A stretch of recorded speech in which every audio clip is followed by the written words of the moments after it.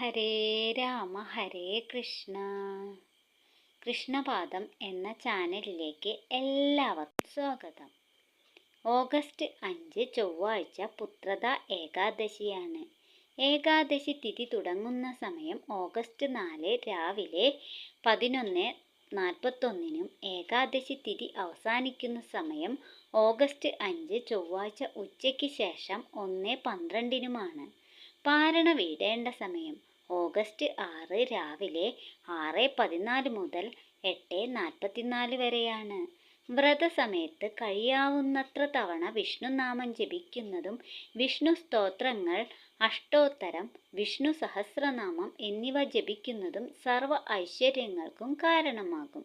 അതുകൂടാതെ ഭാഗവതവും നാരായണീയവും എന്നിവ പാരായണം ചെയ്യുന്നത് അതിവിശേഷമാണ്. സാധ്യമായ അവസരങ്ങളിലെല്ലാം ഓം നമോ നാരായണായ എന്ന മന്ത്രവും ഓം നമോ ഭഗവതേ വാസുദേവായ എന്ന മന്ത്രവും ജപിക്കാം. ഭഗവത് സ്വരൂപത്തെ പ്രകീർത്തിക്കുന്ന വിഷ്ണു സ്തോത്രം ജപിക്കുന്നത് അത്യുത്തമം. ഭഗവത് രൂപം മനസ്സിൽ സങ്കല്പിച്ച് അർത്ഥം മനസ്സിലാക്കി വേണം ഈ സ്തോത്രം ജപിക്കാൻ. നെയ്വിളക്കിന് മുന്നിലിരുന്നുള്ള ജപം ഫലം ഇരട്ടിയാണ്. എല്ലാവരും ഏകാദശി എടുക്കുമെന്ന് വിചാരിക്കുന്നു. എല്ലാവർക്കും പുത്രത ഏകാദശി ആശംസകൾ. ഓം നമോ ഭഗവതേ വാസുദേവായ. സർവം കൃഷ്ണാർപ്പണമസ്തു.